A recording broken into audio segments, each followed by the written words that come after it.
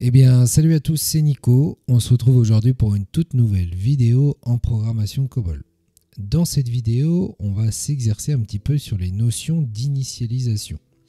Comme on l'a vu ensemble dans la précédente vidéo, l'initialisation, c'est le processus par lequel on attribue une valeur de départ aux variables avant leur première utilisation. On a la possibilité d'initialiser les variables directement dans la data division en utilisant la clause value, ce sont les initialisations statiques, ou alors dans la procédure division, ce sont les initialisations dynamiques. Alors, pour le premier exercice, dans la working, définissez une variable élémentaire WS compteur. Cette variable doit être de type numérique, comporter 3 chiffres, ne pas avoir de signe et être initialisé à la valeur 0. Alors, ce que l'on peut faire déjà, c'est changer le nom. Qu'est-ce que l'on va mettre? On va mettre initialisation. Voilà. Ensuite, on va ajouter notre data division ainsi que notre working storage section. Voilà. Ensuite, on nous demande donc définissez une variable élémentaire. Donc, une zone élémentaire indépendante, on va utiliser le numéro de niveau hiérarchique 0,1.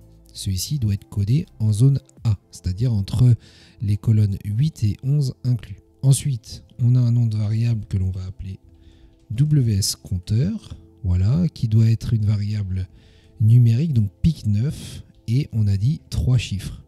À savoir que là, on n'a pas mis de S devant le 9, ce qui indique en fait que cette variable, elle n'est pas signée. Ensuite, on nous demande d'initialiser avec la valeur 0. Alors, ce qu'il faut savoir, c'est qu'avec les variables numériques, en fait, ces variables, elles sont cadrées à droite. C'est-à-dire que là, on a 3 octets.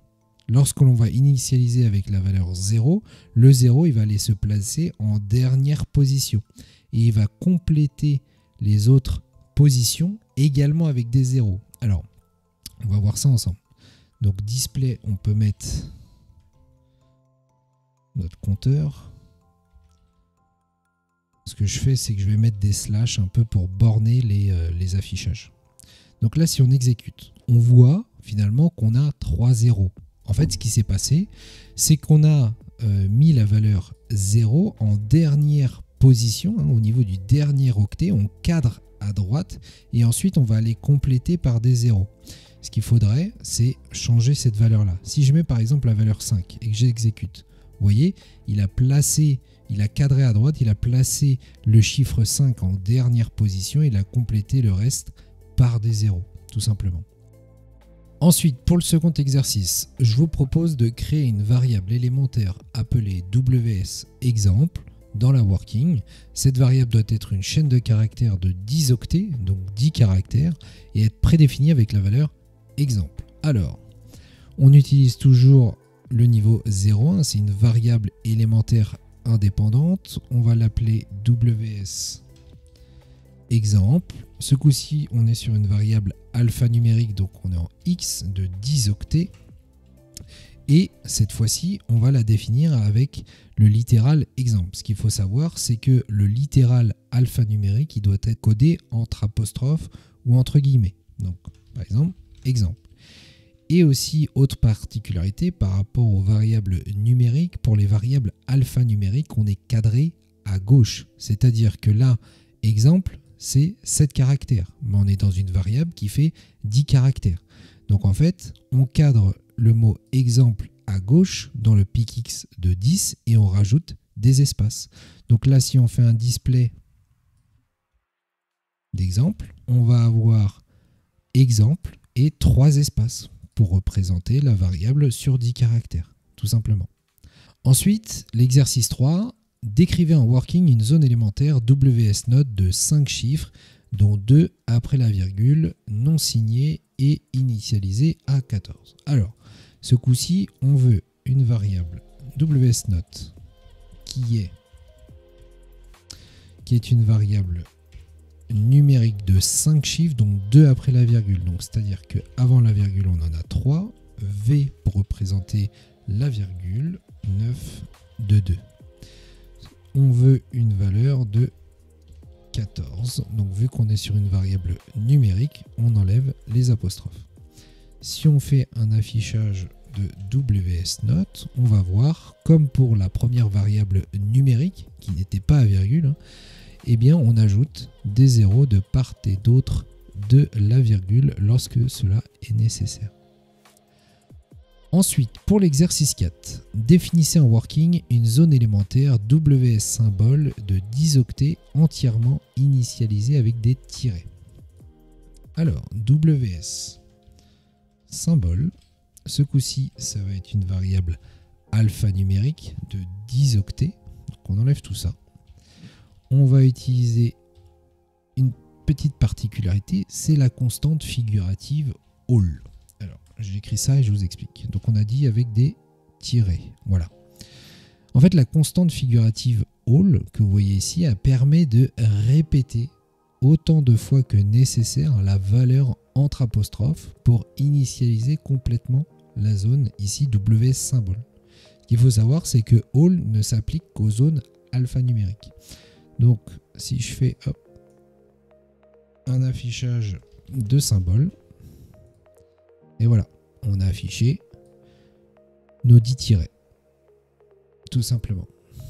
Ensuite, pour l'exercice 5, définissez en working une zone élémentaire WS nombre de 6 chiffres dont 2 après la virgule, signée et initialisée à -130,51. Alors, on a dit quoi? WS, je ne me rappelle plus, nombre. Je vais y arriver. S9 parce que c'est signé. On a dit 6 chiffres dont 2 après la virgule, donc j'en ai 4 ici. V9 de 2. On ne met pas d'apostrophe car on est sur une valeur numérique. Et on est sur du -130.51. Alors, pour rappel, un littéral numérique, il est codé sans apostrophe. Le signe, il est collé à la valeur et la virgule décimale est matérialisé par un point. Voilà, c'est la notation américaine. Donc, si ici je fais un affichage de nombre, eh bien on va retrouver notre valeur -130,51. Vu qu'ici on a 4 chiffres avant la virgule et que l'on est sur du -130, on affiche un 0. C'est une variable numérique. On cadre à droite. Voilà. Passons désormais aux initialisations dynamiques en procédure division. Alors, prochain exercice, initialiser la variable WS message à bonjour tout le monde. Alors, déjà, on va faire une variable WS message. On ne nous donne pas d'indication sur la longueur. Ça peut être 30. Voilà. Donc là, on ne va pas lui mettre de valeur. On n'est pas sur une initialisation statique. On va être sur une initialisation dynamique. Alors pour cela, ce qu'on peut faire, c'est utiliser l'instruction move qui, elle, doit être codée en zone B, donc à partir de la colonne 12. Et n'oubliez pas qu'un littéral alphanumérique doit être codé entre apostrophes. Donc si je fais un move, on a dit, on veut déplacer quoi? Bonjour tout le monde. Bonjour tout le monde. Voilà. Et donc là, on veut déplacer ça dans notre variable WS message. Tout simplement. Si je fais pas de display.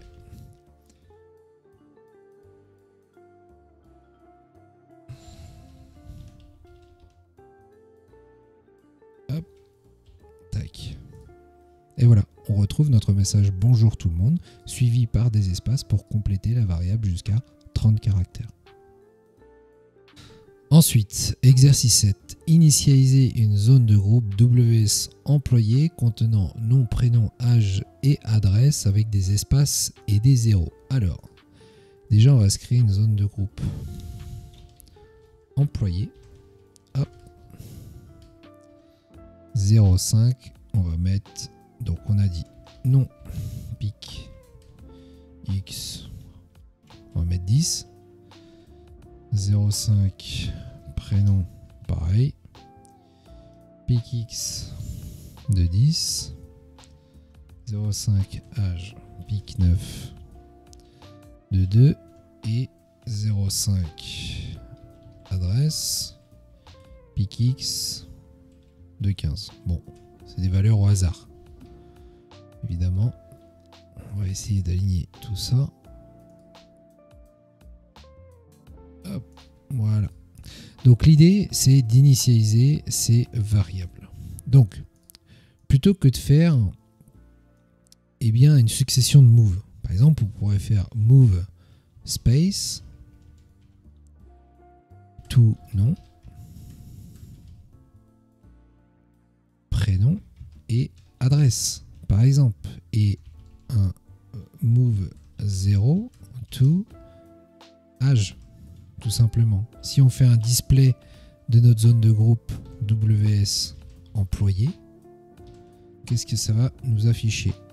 On va avoir, voilà, on va avoir 10 espaces pour le nom, 10 espaces pour le prénom, ensuite on a l'âge avec 0, 0 et ensuite on a nos 15 espaces pour l'adresse. Mais plutôt que de faire comme ça, ce que l'on peut faire tout simplement, c'est faire un initialize de la zone de groupe WS employé. En fait, qu'est-ce qui se passe?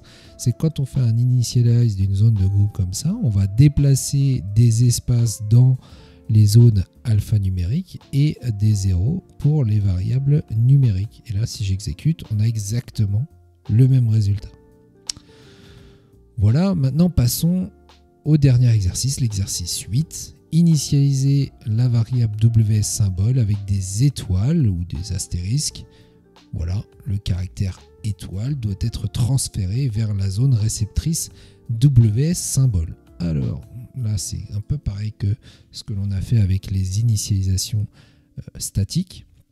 Mais ce coup-ci, on va le faire dans la procédure division. Donc, WS symbole. Est-ce qu'on donne une taille? Non. PIC-X de 10. Donc là, on ne fait rien. Ensuite, dans la procédure division, on va utiliser également un move all.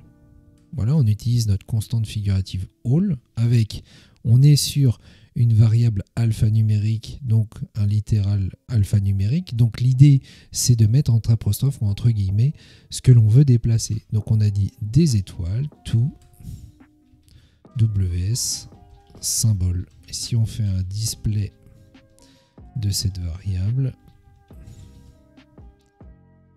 hop, on n'est pas obligé de mettre des points ici, et qu'on exécute, on va retrouver nos 10 astérisques.